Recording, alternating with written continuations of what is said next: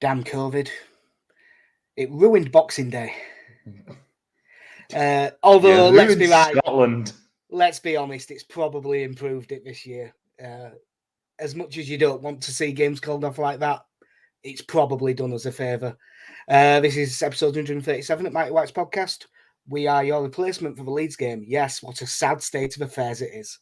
As always, I'm Jack. Fat knackers instead. Yep. As opposed to, the team under... Well, I was actually going to say a Leeds team, but the only one really is Juan de Ramos' Spurs, isn't it? Yeah. Where they were visibly... There was the Dennis Wise when he first took over. That's when we started singing "I Predicted Diet." Oh yeah, fat lot good that did. Yeah, way fat lot. So yeah, I'm Jack, as always, joined by Casey. How are you doing, mate? Good Christmas. Yeah, really good day. Been a nice little break. But obviously back down to the serious business now. Yeah, this is yeah. Why would that be the serious business? Yeah, no, it was we've got lucky, I believe, that almost everyone we know has managed to dodge COVID up to Christmas Day. Shout out to Merg, unlucky. Merg. But yeah, so we've managed to get through that. I mean, we're probably all going to pick it up at some point soon. So at least we've got past Christmas. That was the key bit. We will quickly talk about the Arsenal game because we were going to squeeze in a podcast just before Christmas. And then they called off the Liverpool game, and then there was no point anymore. Yeah. So starting off with the headline news, Jack gets 5 points for getting 4-1 to Arsenal. They love that result against us, don't they? Yeah. Obviously, Arsenal were the better side by a mile, especially in the first half. I believe it was the most shots on target in the first half since Opta started recording it in the Premier League. A lot of them were straight at Meslier, but Meslier made 2 really good saves in the first sort of 4 minutes, and Saka missed an open goal. Yeah, it was an ominous start. Yeah, it wasn't great. But the reason this one was so frustrating, obviously, yeah, we had half a team out, all of that stuff.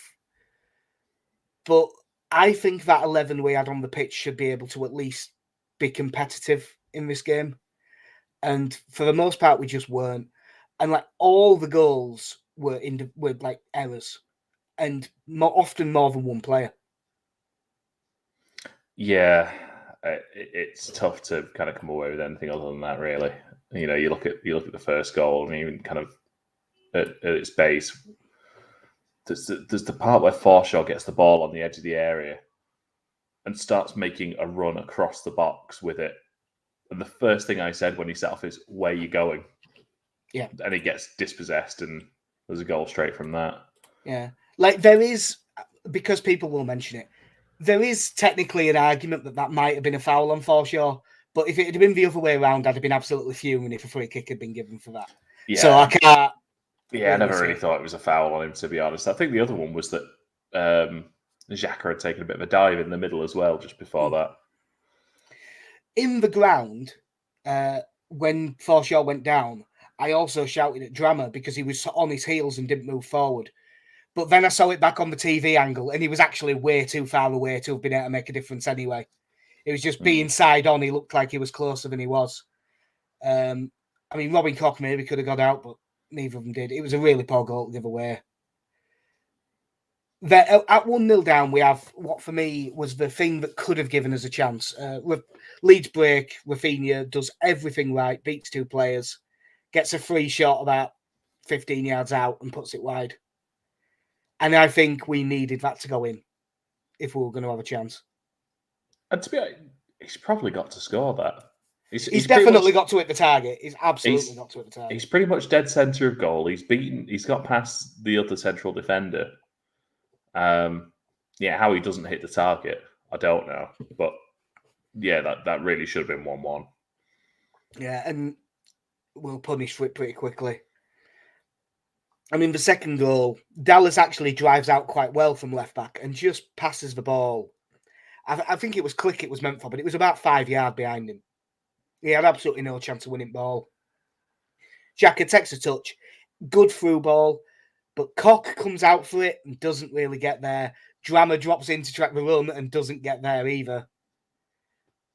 The biggest error is the pass because it puts us in that defensive transition where we always end up in the shit. But it was just so easy. We gave them the ball and in one pass for through on goal. It was so simple. And it wasn't even but it comes with the system. Even with the giveaway of possession, we could have done better. Yeah. I think it's probably worth mentioning. I think Koch had a bit of a torrid time, especially in this first half. He looked like someone who'd missed all season, didn't he? Yeah. I think part of it that did for him was the marking because he's clearly tasked with following Lacazette everywhere. But at times Lacazette was dropping so deep, and Koch just went with him, which, to be honest, is probably the instruction he gets. Oh, it definitely is because Llorente does the same thing. Yeah, it just left such big holes in our third. I'm loath to agree with Graham Souness at times, but the most part you just thought, no, he's gone to the halfway line. Leave him there now. Yeah, it's one of them. Obviously, if he wants to go man-to-man all over the field, he's going to go man-to-man all over the field, and I am still all in on Bielsa, so fine. But you do feel like there maybe should be a cut-off point. Especially against a side that is much better than us when we've got 10 players missing. But for as bad as the defending was on the second goal, on the third goal, is it under 7s or under 8s that you coach, Casey? Under 7s. Right, if they'd have conceded that goal, I think they would have deserved every bollocking you gave them. To be fair, there's not many bollockings I give them, but yeah. No, when they drive in from that side with Saka, Dallas defends terribly, and then Koch does, and then Click does, and then Drama does, and then Click does again. None of them, Koch did get his foot on the ball in the challenge, but when you just dangle a leg out, a really lazy tackle. It was one of them where he happened to get a touch on ball and it fell back to him. But with the way he dangled the leg out, if the striker if he'd have been more skillful, it'd have probably just ended up a penalty for dangling his leg out like that. There was just no conviction in anything that they did. And they also then, it finally comes to Saka, and Click's unlucky that the deflection goes in. But he seemed very slow to get there. It was a bit like the Firpo one at Man City, in that it's unlucky, but it also, there's arguments that you need to get tighter quicker. Yeah, it's not the first time we've talked about clicking. We've used the term click and slow in the same sentence this season, is it? And I think, unfortunately, what this run of games has done is probably obliterated what little confidence those players had left at this point. Yeah. So by the time what are we, about half an hour or so in when this goes in? I can't remember the times of the goals now. I'll have a look. I don't remember either. That Saka goal was 42. Okay, so the second one wasn't the 28th minute. I thought it was earlier than that. Yeah.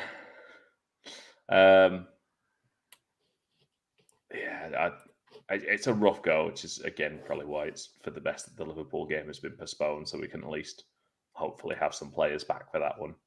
Yeah. Obviously, Leeds did score, but we'll come to that in a sec. And then the fourth goal, Tyler Roberts, really lazy, sloppy giveaway of the ball in midfield. Odegaard runs through, simple through ball. And look, he's a young kid making his first Premier League start, so I ain't going to write him off for it. But again, Drama is trailing 3 yards behind his man. It says a lot that, although they weren't all his fault, Martinelli got a couple. He was involved with the third goal as well when the ball came over to that side, and then Smith Rowe came on that left side, and then he scored. He did not have... Because it's a shame, because in the League Cup game, when he played against Arsenal, he did pretty well. I remember he had a nervy opening 10 minutes, and then he kind of grew into the game and looked quite good. But he had an off day, but he's also playing next to a centre-back that hasn't played all season. The left centre-back's his right back. As midfield's half fit. It was just It's not the game to judge someone on. Yeah, it's because I think it was this game, wasn't it, where the talk was that Ayling was also out. Yeah, and he it was turned, ill. and I think it turned out to be Llorente by the looks of things. Yeah, Llorente ended up out, but the thing that got said after, and again, I don't know how right this is, was that Ayling was really ill. They just didn't have anyone else. Yeah, He was ill and it wasn't COVID, so he played. Alex messaging us saying, "Do you think the Prem needs a COVID break in January?" I think it needs one starting today. yeah. The game, no game's kicked off yet, has it? So Yeah. probably.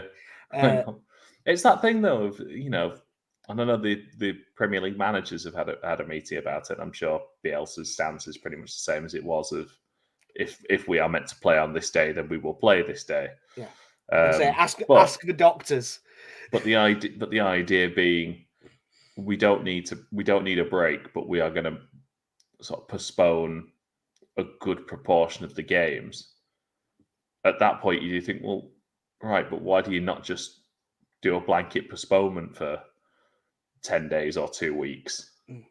And also, if you do it, there's loads of money in the Premier League. Make sure you refund anyone who's bought hotels or train tickets or something. No, that's not their responsibility, Jack. Yeah, but they should, though. Why would you? Why would you do something kind like that? Yeah, as I say, it's a bit weird. I honestly thought that these games and the games on the 28th would 28th, 29th, 30th, that game week. I thought that they would just all go all at once. But they haven't. And I'm surprised at that. Obviously, I'm guessing KC's phone was going off there. Yeah, that was my phone. It's at the other side of the room. Yeah. Well, we can talk about the nice bit. Rafinha's pen, which was a cracking pen. It's quite nice because he did the stutter, but he didn't do the full stutter this time. So he's mixed it up a little bit. Yeah, his slight stutter was about 5 yards away from the ball. Yeah. And then just leathers it. Yeah, great pen. But the nice thing was, it was a nice little move. We didn't have many against Arsenal, but Click and Somerville joining up quite well, play it into Gelhardt. Gelhardt just completely commits Ben White. It's a daft tackle, to be honest. Can we spend a moment just talking about Ben White and Aaron Ramsdale's reaction to it? Aaron Ramsdale walking up to go, great tackle, gives him a high five, and then Ben White somehow turns around and goes, "Oh, what?" I didn't see this. If you watch it, if you ever look at the replays, Ben White is straight over to Ramsdale, straight over to Ben White, gives him a high five, and then Ben White turns around and realizes the penalty's been given. But when you just watch it going, yeah, but Ben, come on now, you got none of the ball. Yeah, have you noticed how every other Arsenal player is just going, yeah? It was just a really funny reaction to it, like I've seen players that try to play on or hoof the ball away or just, all right, it's a corner, I'll get back into position. But no, they just really went for the celebration on that one, and I've no idea why. Yeah, no, I didn't realise that. I did see that Ben White looked a little bit perplexed, but I thought that was just being an actor now that he's Benjamin White. But no, I didn't realise Ramsdale. Mind you, Ramsdale is a bit odd, isn't he? He's done much better at Arsenal than I thought he was going to. And I didn't think he was a bad keeper. I just didn't think he was anywhere near a £30 million one. And to be honest, he's been quite good.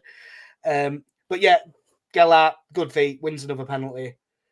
It's the reason why one of the things I like so much about Gelhardt, like he struggled to get into this game, as would anyone who was playing up front in that game, because we couldn't play out.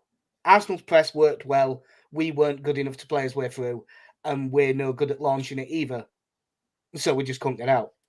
But again, even in a game where he was quiet, goal involvement. And I know technically it's only in Fantasy League that it's a goal involvement, but I think winning a penalty counts. Yeah.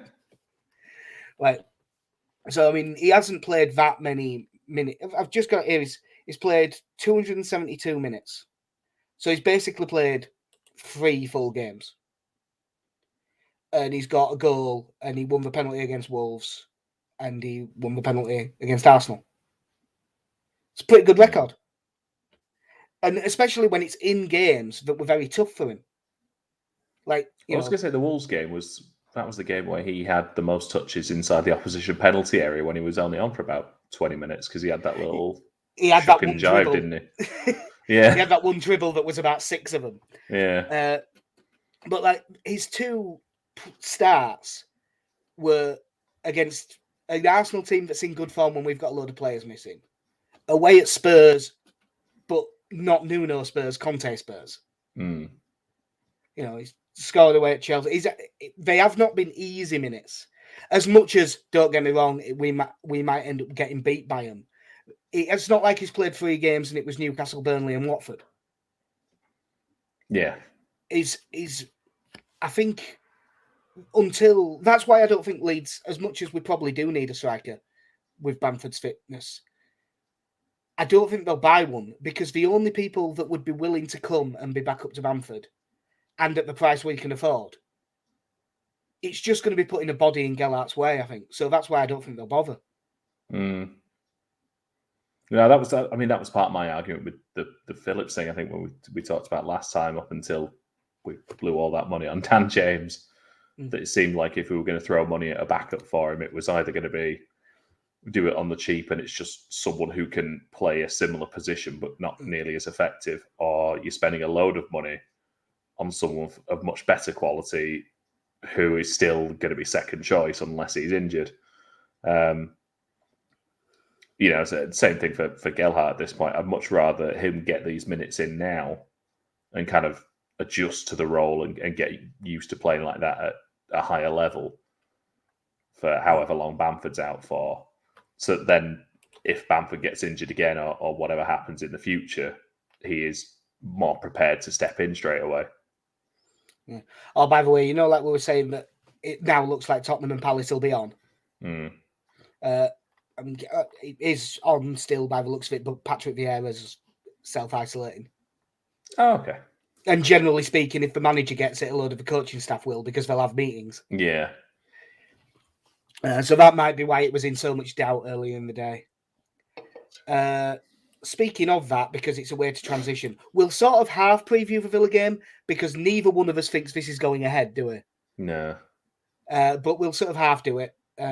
Tuesday 28th. Speaking of Patrick Vieira not being there, Steven Gerrard won't be there. Oh, is he having to isolate as well now? Yeah, he's had a positive COVID test. He's also not there today against Chelsea. Oh, okay. I did hear his name get mentioned in the news earlier, but I didn't catch what it was for. I suppose the first thing is, does that actually matter? Yes and no. It's a weird one. Because I suppose once you've spent your time preparing for a game and you know what your role is, you probably shouldn't need a manager there. But I mean, it's not like he can't. He'll be watching, not even on the telly. They'll have a feed of that, like, almost top-down camera that they have. Nah, it's all right. No, Whelan's providing him a stream for the game. But yeah, I mean, he'll be in constant communication with whatever coaches aren't ill. It'll be, I imagine it'll be Gary McAllister. I think he's his number 2, isn't he? Yeah. Oh, speaking of that, happy birthday for yesterday, Gary McAllister. Yeah, happy Christmas birthday. Yeah. Maybe that's him on the phone now. Yeah, we're going to get a copyright strike from whatever. Yeah, but Villa have been quite good since Gerrard took over, and unfortunately, no one was surprised because, you know, he did well up at Rangers and seems to be. He appears to be Frank Lampard, only good. Only, competence. Only, a better speaker, better motivator, more tactically aware, and actually has done well in the jobs he's had. Other than that, they're very similar. No, it was one of those things where you kind of looked at this run of fixtures on paper where you're like, it'd be quite nice to play Villa at the end of this. And then you look at the form Villa are in. And I know against Liverpool, they did a good job to keep the score down, essentially, because they were peppered with shots. And I don't think they had too many efforts themselves in that whole game. No. I think it was only 2 or 3. But prior to that, they've been playing really well with Villa. Yeah, they've won 3 of the last 5, and the 2 defeats were by 1 goal to Liverpool and by 1 goal to Man City. Those are reasonable defeats. Yeah, and unlike the Liverpool game, they just sat back and kept the score down. Against Man City, they actually could. They were second best, but they could have maybe got a point out of that. They did all right. He seems to have sort of settled on a 4-3-3 after moving it about a bit. He was trying to play Danny Ings, but I think he prefers the speed up top, so it's Watkins now. Buendia off the right, and I'm assuming because Leon Bailey is injured, Ashley Young off the left. But he started the last few, and like he's been going out of his way to praise Ashley Young constantly. I assumed he was just going to be backup fullback. And now here he is, 35-year-old Ashley Young. Yeah, but because obviously they're playing inverted wingers with that, it allows Matt Cash and Matt Target to bomb up. And Cash is really good, and Target's pretty solid as well. I mean, put it this way, he'd walk into our team because he's a left back. I'm a big fan of Mateus Cash. Yeah, I'm hoping that's what he does. Like Ben Brereton Diaz. We're going to really emphasise the international part now. Mind you, I suppose Chile will have Spanish naming cultures. So in Chile, I'm assuming that his mum's name actually is Diaz because I think that's how that works, isn't it? But yeah, Douglas Luiz will be holding, and then John McGinn and that Jacob Ramsey, who's properly now broke into the side. He looks a good player. From the little bit I heard of I did hear a little bit of the All Stats Aren't We preview when we did the Liverpool game and Villa, and the Villa fan that they had on was saying that Nakamba was looking really good since Gerrard took over, but he's injured now and he might well be out for the season. So, because if they could get Nakamba and Douglas Luiz playing well in the same midfield, it'd then be more of a 4-2-3-1 than a 4-3-3. But you can really bomb your fullbacks on if both of them are playing well. Yeah. They've got some good options at centre mid, haven't they? I mean, John McGinn's a fantastic player. Yeah. Yeah, he's really good, is McGinn. They've still got that like Morgan Sanson and people like that, haven't they? Sort of backing him up. From what I've seen of him, that Aaron Ramsey, but not that one. He looks pretty decent as well. And then there's that Kani Chukwuemeka. Is that how you pronounce it? Yeah. But what I've seen of him, he looks shit hot. But it sounds like they're struggling to get him to sign a contract, so he might leave. We'll have him. Yeah. And then you would think it'll be Konsa and Mings at centre-back, Martinez and goal. Good goalkeeper. I still find Tyrone Mings weird. His form is so... Is it the length of his legs, or...? No, it's just a weird thing. Like, it's when he has a bad game, he's absolutely awful when he has a bad game. And specifically at Elland Road, he tends to have a bad one. But that was always back at Ipswich when he was a fullback. Yeah, when he just looked more like an athlete than a footballer. Yeah, and then he moved into middle and he had that half season, didn't he, when he was on loan at Villa in Championship and was just ridiculous, and then started like a house on fire in Premier League as well. So if they're that, we'll be 4-1-4-1 again. Have we any clue who's fit? No, not at this point. I've just not heard about anyone else being injured, but I suppose with this game being called off plenty in advance, we didn't really have time for the press conference, did we? No, and you'd think that there will be one probably early tomorrow morning. Is when you think it'd be. Like, yeah. Obviously, Harrison went off injured against Arsenal, but it was only a dead leg. So unless he got that Rafinha type where you get like a hematoma and all of that, unless it's something really bad, you'd expect he's back. Although if Dan James happened to be fit, as much as he hasn't been, isn't either. If it's one or the other, I'd play Dan James at the minute because Harrison's just not on it. I think one of the things that was probably worth talking about from the Arsenal game is that Somerville actually had quite a good game. Yeah, I've actually I did make a note here saying I thought it was him being subbed as a sub, which doesn't mean out under Bielsa, we know that. That's fine. But I thought that was a bit harsh on this occasion. Yeah. I thought, if nothing else, he looked very unfazed by the whole situation that was unfolding before him. Nice because I think it's his first appearance back since his injury, isn't it? Yeah, well, there was an injury and there was a rumour that there was some disciplinary stuff that happened. Because he went from coming off the bench semi-regularly to he just wasn't on the bench, and a couple of other people were, like McCarran and McKinstry. And when they asked Bielsa in a press conference if he was injured, he just said no. So the one that, like, if it's hard. I mean, if I could have anyone back, it would be Bamford because it affects the way we play so much. But a close second is Strauch. At this point, there's basically that spine down the middle of Bamford, Phillips, and Struijk. If you could, I think if you get those three back in this team, you've got a completely different team then. Yeah. Well, it sounds like there's no chance of it. From what I've heard, it doesn't sound like Bamford's going to be. I thought you were about to say there's no chance of us beating Villa.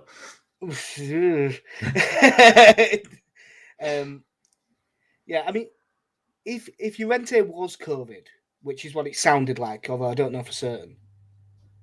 What date was that game on? The 18th.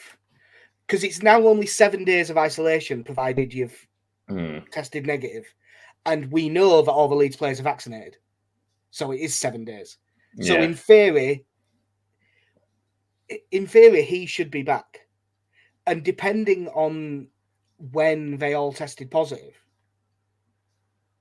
because they said it was 5, didn't they, for the Liverpool game?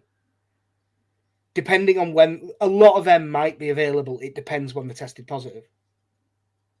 Yeah. So that could be a big thing. But I'd love us to get a centre-back back. As much as to be able to move Ayling back to right-back. And I know he hasn't had a great season either side of his injury, but it's something that we're missing this season. His ability to bring the ball out from right-back was so important last season, and we just haven't seen it this year. No, it's really been, Shackleton's done all right in that run, but again, I like Cody Drama. I think last season he was probably one of the best players to come out the 21s, and thought he was a bit unlucky not to feature once or twice last season. But this really isn't this isn't the scenario you want to be putting lads in that position. As much as you might be able to motivate yourself a bit against your old club that didn't think too much of you, if you're not going into a full strength team in that and you're coming off the back of a 7-0 defeat, Cody Drama doesn't need to be thrown to the wolves essentially in that game. Yeah, being thrown in against Arsenal was a harsh one. We'll see. Let's say we'll have to just see what. I still don't think this game's going to happen. I think that because there's games today, they're leaving it until either this evening or tomorrow morning to call them off. Unfortunately, but we'll see what happens, because I don't think that they've called any off that are down for that day yet. No, I'll just have a look and see if that's true. Was the one game tomorrow as well? There was meant to be 9 today and 1 tomorrow. Yeah, Newcastle and Scum is tomorrow night, isn't it? Yeah. It's a strange one, and the issue is with this, when you're leaving it as late as, it's not as bad with this. You could still call the Spurs game off now if you needed to, because at least it's London and Palace is allegedly in London. Yeah. But, some of the late decisions they've been making, especially, I think it was Burnley's last game, wasn't it? That they called off very short notice. Yeah, there's been a few like that, and it's always the fans that get screwed over with it. So yeah, we don't really know what the team's going to be. We just know we're not going to be anywhere near full strength, but hopefully we'll be slightly closer. It doesn't sound like Villa have too many missing, but Gerrard is, so we'll have to see how much that gets through them. The fact that their game's on today would make you think that they're doing okay. Yeah. So if this goes ahead, which is a fairly big if, what do you reckon?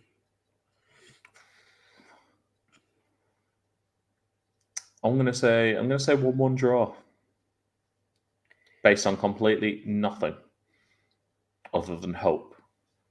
Well, we've got a chance to have a rest where they don't, which I think will make no difference whatsoever. So I hate being negative, but I can't not be at the minute. I think we'll get beat 2-1. I think it'll be closer. I think we'll be in the game this time. It won't be like the previous ones, but I just think at the minute, with the players we've got missing and them having relatively full strength side, I just think their team is just a better side. Yeah. So that's everything current day wise, but I think that KC has some stuff that isn't current day. Yeah, I've got 3 Boxing Day games here. One that I went to, one that you went to, and then one that I think we both will have gone to, but not together. To briefly discuss. So the first one, I'll go in chronological order. So the first one I went to was Boxing Day 1997, a 3-1 loss to Liverpool on Boxing Day, which was just as Michael Owen was still coming through. And I think we're well into the George Graham era at this point. And it definitely looks like it because our team is Nigel Martin, Alfie Haaland, Gunnar Haller, Gary Kelly, David Robertson, Robert Molinart, David Weatherall, David Hopkin, Bruno Ribeiro, Jimmy Floyd Hasselbank, and Rod Wallace. Right. You know when you're just listening to that list that you just said? Yeah. I was only like, my brain didn't take it all in, but I could have sworn you just named like 6 or 7 defenders. Yeah, I think the chances are that... Kelly, Robertson, Haaland sometimes played at the back. Yeah. Weatherall, Gunnar Haller, Bob Molyneux. Yep. So that is 6. Yep. So, yeah, that was a very defensive-minded system. But I think we were just off the back, if I remember, I think we were just off the back of the win at Oakwell for this one. But no, this was not as good a performance. Which win at Oakwell was that? Is that the Derek Lilly win at Oakwell? I think so. Yeah. But yeah, we lost. Oh well, I've just looked. Derek Lilly was on the bench for the Liverpool game, so I would think it must have been. Yeah, and in this one, we lost a goal from Michael Owen and 2 from Robbie Fowler. They also had Bjorn Torkvarm in defence and Steve Harkness. So they weren't even at the best. If this, and I'm assuming this will be right. According to this, we didn't make any subs. That's the website I'm looking at doesn't show any subs either. And it does have subs for Liverpool. So yeah, and I just remember that because that was we went on a bit of a trip with a few friends for that one, and I think we had a meal at Goodison Park, and then you walked over the park to the game. I think that's my first away game I went to was Anfield, and I think I had been to an away by then, but I definitely wasn't at this one because I've never been to Anfield. And the abiding memory of this, aside from the results, is having warm drinks lodged at you from above. It was like Leeds Fest, but in December. And not piss. Well, well, we don't know, do we? No, I didn't care to find out. So yeah, I must admit that's one of those games where, I mean, obviously I was very young, but normally I have some sort of memory of it. Nothing, absolutely nothing. So we'll move on to Boxing Day 1998 for a game you went to, which is Newcastle 0, Leeds United 3. Oh yeah, that one I do remember. Yeah, that was a nice Christmas surprise from my dad. Was that one? Solid 3-0 away win. We were really good. If I remember right, that was Ruud Hullet, Newcastle, wasn't it? Ooh, I've got the managers here. Yeah, it very much has that feel to it. I'll go through the lead team first. So again, I was young, so I could potentially have misremembered that. But I could have sworn we were singing "You Can Stick Your Sexy Football Up Your Ass." Yeah, it could have been this period. So Leeds had Martin in goal, Haaland, Haller, Hart, Woodgate, Weatherall, who were 2 defenders I never think of playing together. Yeah, they seem like completely different eras, don't they? Yeah. Bowyer, Hopkin, Ribeiro, Kewalt, and Hasselbank, with McPhail and Smith coming on as subs. This Newcastle team also features the likes of Nikos Dabizas, Stephen Glass, Duncan Ferguson, Tamori Ketspire coming off the bench, and someone who I completely forgot about, Georgios Giardis. I don't remember them at all. That's one for the random Premier League footballer game. I don't remember them in the slightest. Yeah, he started that one as well. And again, it's an odd one because you've got like a couple of hangovers. So you've still got like Warren Barton and Steve Howie in there as kind of hangovers from the Kevin Keegan era. Obviously, Alan Shearer was there and Rob Lee, but it seems like a really big step away from Kevin Keegan in a fairly short space of time there. Yeah. But yeah, I distinctly, I've no, obviously I didn't go to this one, but it's one of the games that I can remember all the goals from, like, watching the season review videos. Yeah. I always love Jimmy Hasselbank's celebration of just sort of pointing the finger guns, just running across the goal, doing it at the Newcastle fans. I think he stopped as he ran behind the goal and then just started again. Yeah, no, it was well, I've just checked it. There is literally a thing on this talking about Leeds fans singing, "You're not sexy anymore. You can stick your sexy football up your ass. We're sexy and we know we are." And apparently also, and there is a few playing, but I think this is a stretch. 3-0 and we're only kids. So I wonder if maybe Hullet said something in the press conference about it being a young team or something like that. Yeah, well, I think at this point, because Woodgate will be playing, so we're into the O'Leary era here. Like, who's actually really young in that team? McPhail came on. Johnny Woodgate will be the youngest one because he'll have been 18, 19. Ian Hart will be early 20s. Kewell will be probably early 20s. And then Smith and McPhail will be teenagers. Yeah. Lee Bowyer's probably also like 20, 21. Yeah, well, he was most expensive teenager, like, 3 years before that? Yeah, it would have been 2.5. 2 years because it was in the summer of 96 when he joined. The one, obviously, I was very young, but the one thing I can remember really strongly is I can remember you can stick your sexy football up your ass. Because I think that's not long. It's either just before or just after they got beat at St James's by Sunderland, in the pissing down rain, when he dropped Alan Shearer. And it's since come out in interviews that if he wouldn't have got sacked, Shearer was legitimately going to put in a transfer request. Because he was going to leave because Hullet had pissed him off that much, and there was a very real chance. So glad that never happened. Yeah, there was a very real chance, according to a few Newcastle players that were there at the time, that it had ended up being Leeds. There's the part of me that is scared though that it also ends up being Manchester United. Yeah, and the thought of him playing in that team is terrifying. But yeah, so I think that was a good day for you. And then the one I'm banking on... was it. I hadn't been to many aways before that. That was maybe second or third, but that was pretty good that day. Yeah. And then the last one I've got is Boxing Day 1999 at home against Leicester City. That was my first time standing in the... It's the South Stand, isn't it? Is it the South Stand along Enfield? Yeah. So it's my first time in there. So I went in with my Uncle Chris and his son Richard.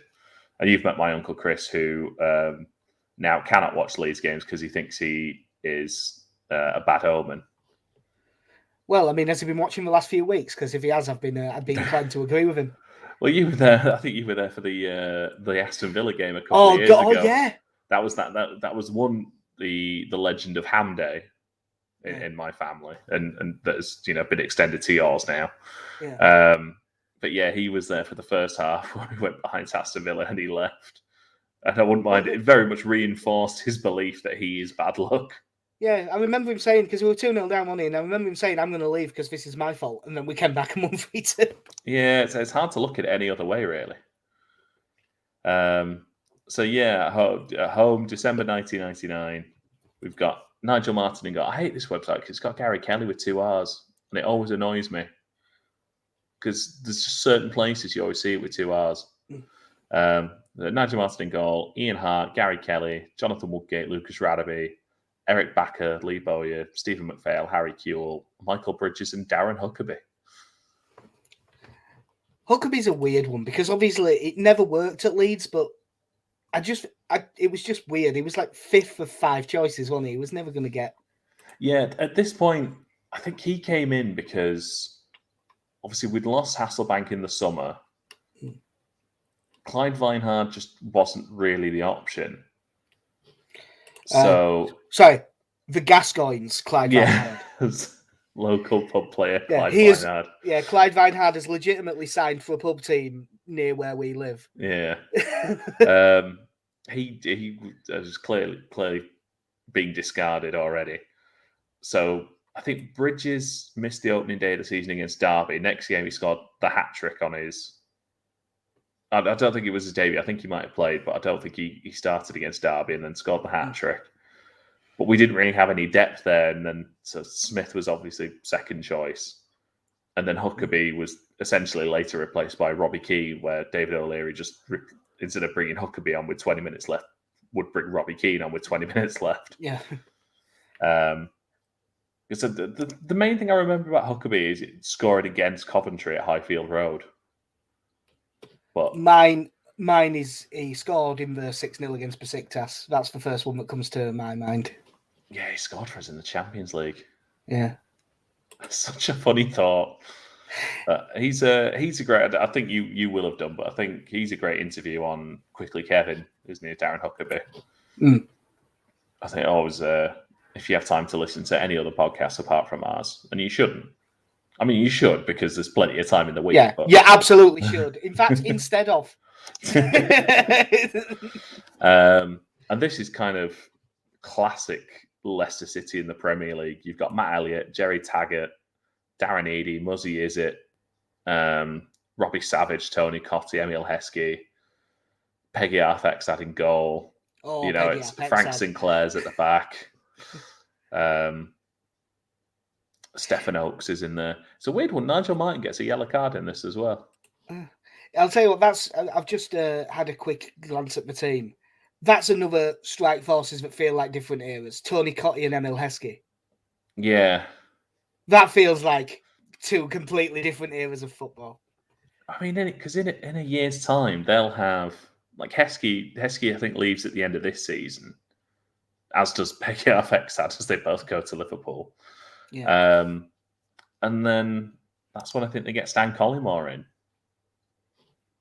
Yeah. In the ill-fated run for Stan Collymore, but a lot of things were ill-fated for Stan Collymore around this time. Yeah. When his foot ended up facing backwards. Yeah. At Derby for Leicester. Yeah, not great. But yeah, I just always remember that, and then going off for a lovely Chinese afterwards.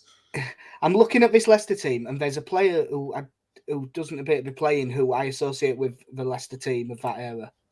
And I just keep thinking, where is Steve Guppy? Yeah, it's annoying. He must have been injured because he's like... Yeah, we don't get the subs bench here, and you only find out who was on the bench if they came on. So Jason Wilcox came on for Darren Huckabee for us. And... No, the one I've got here, they're unused subs. The one they used was Theo Zagorakis. Yep. And then the unused subs were Gunn Laugson, who I'm guessing is a keeper. Campbell. Is that Kevin? I think he'd be at Everton. I think he's back at Everton at this point. Yeah, because he had that many little loan moves and stuff. I mean, as it goes, he did have a loan at Leicester in 1989. But yeah, he is at Everton at that point. So I genuinely have it doesn't say, so I have no way of knowing. Let's see if I can Thomas and Hodges. So They could be anyone. Left during the season. It was Stuart Campbell. Yep, no idea. Yeah, just looking through John Hodges and Danny Thomas. So John Hodges was the goalkeeper. Arnar Gunnlaugsson was a striker, despite being number 13, which is just wrong, as we all know. Is he Icelandic? It sounds Icelandic. He is Icelandic. Yeah. But no, that was it. So they didn't have the strongest bench, it's probably fair to say, in that game.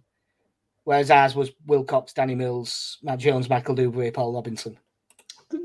Didn't mention Neil Lennon in there either, because he's in the squad still then. Yeah, he must. He's another one that must have been injured. Andy Impey's in there. What a team this is. Yeah. What a squad they've assembled. But no, this is another one where I do have a slight memory of this one, but the only thing that I actually remember is because us going 1-0 down. Yeah. And obviously I can see that we won, but I don't really. My recall for stuff like this used to be a lot better, even from when I was a kid. But it's gone downhill over the last few years. Well, I'm just looking at this because stats, right? So Stan Collingwood's in the squad at this point as well. And in his stats, 6 league appearances, 4 goals. So I don't know if this is the season he gets injured. Yeah, if I remember rightly, he started well and then just because he turned and got his stud caught, didn't he? And just like completely snapped his ankle in half. Yeah. And therefore, as the Derby fans would sing at the time, he hooked up with Ulrika, he beat her like an egg, and when he came to Derby, he broke his fucking leg. That was the song. I remember hearing that because I remember him still singing it like 2 years ago. Leeds are just leaving Leicester, and a transfer I'd completely forgotten in the summer at the start of this year. It was Casey Keller going to Rayo Vallecano. Oh yeah. If you'd have asked me where Casey Keller went, I'd have never remembered in a million years, but I do remember that happening. And they also signed Darren Eadie for £3 million. Sounds like a lot. Tim Flowers only cost 1.1. Yeah. Just as you mentioned, football's broken. Just as you mentioned, Rayo Vallecano. Have you seen how well they're doing this year? No, I haven't seen. No, Rayo Vallecano are 4th in the league in La Liga. Cool. Under it's Andoni Iraola, who is therefore becoming everyone's kind of pick to be the next Leeds manager if Bielsa goes, because he was at, he's one of them that played at Bilbao under him, and he constantly talks in the press about Bielsa. So it's all just coming together. Yeah, he's one that's flying up the list of potential replacements. Yeah. It's nice to have some old Boxing Day games because, they tended to go a little bit better for the most part than a lot of the more modern. Because we had a really bad run, didn't we, for a while? Well, I'm looking because I've got this list of Boxing Day games that goes up to 2010. Well, I think the first one I can think of actually that we both went to is I think it was 2011 when we got beat 1-0 at Derby on Boxing Day. Jamie Ward. Oh. Because they had that massive fucking flag that they pulled out that covered the whole stand, and it was upside down.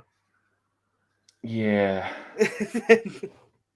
But it was an awful it'd been game. around this because we played Derby, and then we had the Thierry Henry Memorial Special FA Cup game. Yeah.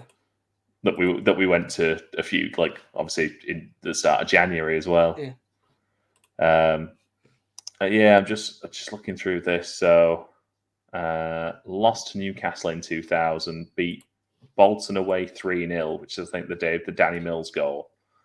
Oh, because Jason Wilcox scored an absolute screamer as well. I think did Fowler get the other one? I don't know if Fowler was the thing back then. I can't remember now. I seem to remember, though, if it was the Danny Mills game, because Mills scored a screamer on his left and Wilcox scored a screamer on his right. Yeah. If I remember rightly. After relegation, we got a 3-2 win away at Sunderland. That sounds like a good game, and I have no memory of it. No, and the season we got relegated from the Championship, we lost 2-0 away at Sunderland, which I remember. if I remember rightly, I listened to that game. And Wait, Trezor, I think that was Trezor Candle's first start. does it link to anything, that 3-2? Didn't Aaron Lennon score in that 3-2 win at He Sunderland? may have done. Let me see if I can find it now. 5. Because I've just it just jumped into my head. I think he did. I mean, God bless the seasonal Wikipedia pages. Yeah, It does make life so much easier. I'll see if I can. All right. Well, it just says here Lennon Dean Joachim. Yeah. So. Yeah. I've got the BBC one here. Teenager Aaron Lennon marked his first league start by racing through to put Leeds ahead. Yeah.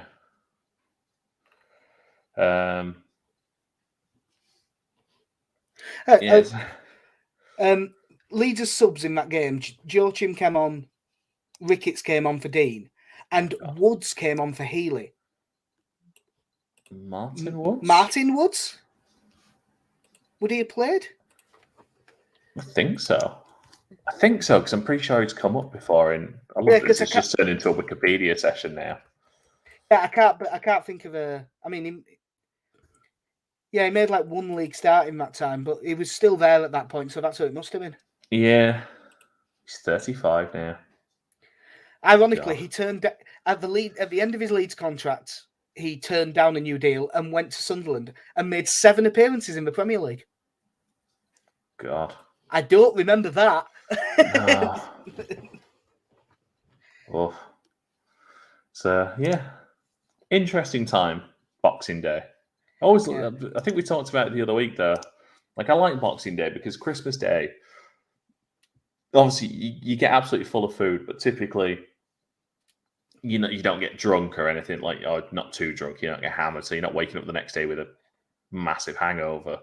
No, you've generally been drinking all day, but very steadily. Yeah, so you get quite a good atmosphere on Boxing Days. It's New Year's Day games that I absolutely hate because the football always seems to be terrible and everyone's hungover and tired and doesn't want to be there. And then you concede a goal and you just feel sick.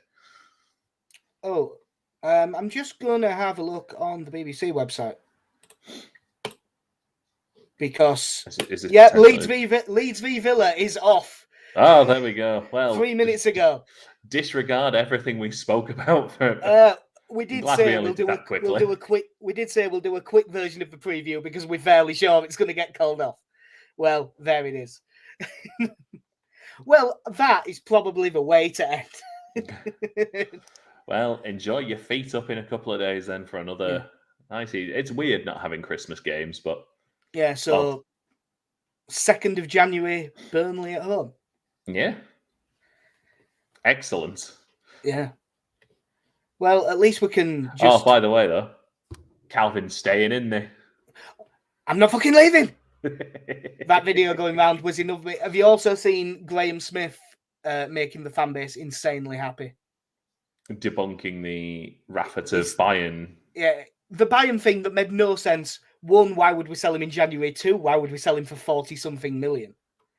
But he said that there's also talks over a new contract. Yeah. Which I assume is a contract with a relegation release clause and a clubs in the Champions League release clause. Yeah.